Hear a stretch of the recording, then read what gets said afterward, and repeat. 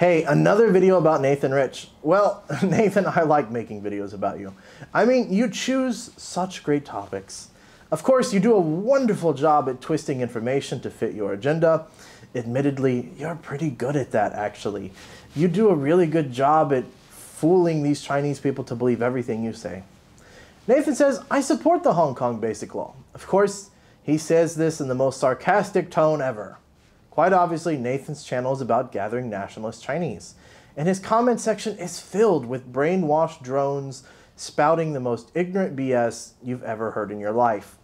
But maybe they buy his t-shirts, his I Love China t-shirts and hats. Check out those t-shirts, guys. Check out those hats. I'm sure they're just wonderful. I love how Nathan establishes this thing in the very beginning where he says, well, you support Hong Kong law, don't you? Well, Nathan, you see, people are fighting for democracy. What does that mean? It means that when people disagree with a law, or they want to directly or indirectly vote to change those laws, that is what they want to do. They want to change those laws. Something that people in mainland China cannot do. That's called freedom. You also don't believe in following the laws of mainland China. That's why you're here on YouTube using a VPN.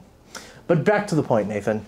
Nathan says that Article 45 does not offer universal suffrage. But for some reason, he doesn't post it on the screen like he does the rest of the articles. Why would he ever do such a thing? Is it because he's lazy? Are there just too many words for one screen? Or because it might expose a few things? Let's take a look here.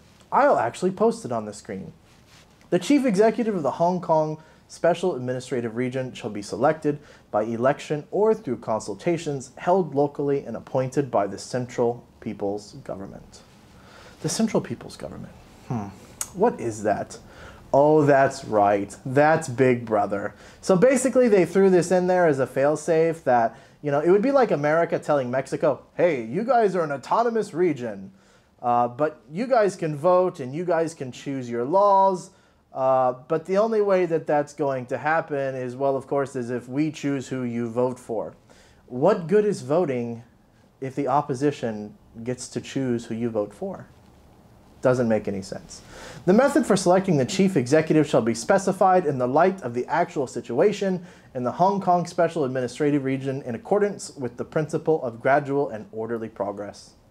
The ultimate aim is the selection of chief executive by universal suffrage. What? Upon nomination by a broadly representative nominating committee in accordance with democratic procedures. Democratic procedures? What? Oh, universal suffrage. Something Nathan Rich says doesn't exist in the articles. Of course, it's severely watered down, let's be honest. Again, what is the point of getting a vote if people you vote for are pre-selected as people that aren't really focused on the people's best interest anyways? So is this why Nathan Rich didn't put it up on the screen for everyone to read? He somehow had to just tell us it didn't mean something and not let us decide for ourselves.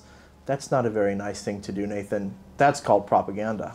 Nathan says you don't need to be a lawyer to understand it, to read it. No, Nathan, you read it. You don't need to be a handyman to see someone is getting screwed. He even brings up Article 1, Hong Kong cannot be independent. Well, do people agree with that? Well, no, actually a lot of people don't. You see, that's how it works in the free world. Not everyone agrees on the same thing. You know, if 1 million people go out in the streets and 80% of local government officials that are the part of the opposition get voted out, it says something. It says that the way that the laws are written, people don't agree with. But at the same time, they have no way of changing these laws. So what happens here? Well, you see, Nathan, you only care about the information that supports your agenda, your t-shirt and hat selling agenda. Everything else isn't even worth putting on the screen. So you agree with basic Hong Kong laws, right, Nathan? Well, how about Article 4? Article 4 says the Hong Kong Special Administration Region shall safeguard the rights and freedoms of the residents of Hong Kong. Special Administrative Region and other persons in the region in accordance with the law. Wow. Wow. But what happens if the rights and the freedoms of the residents is under attack? Then what happens, Nathan? What do you think happens in this case? Well, how about Article 5? I like this one too. I think Article 5 is just wonderful. You see how easy it is to cherry pick things when you really want to, Nathan?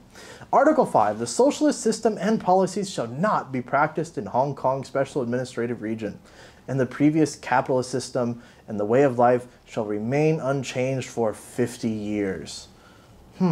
Unchanged for 50 years. Has it been 50 years yet? I don't think so. Again, this is why you don't cherry pick what you want, Nathan.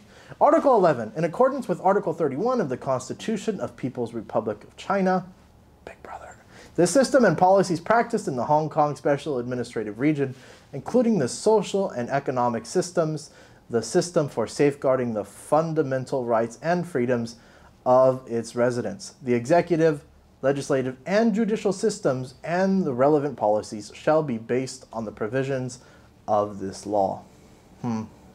Again, no law enacted by the legislator of the Hong Kong Special Administrative Region shall contravene this law. Again, the safeguard. They always put the little safeguard in there.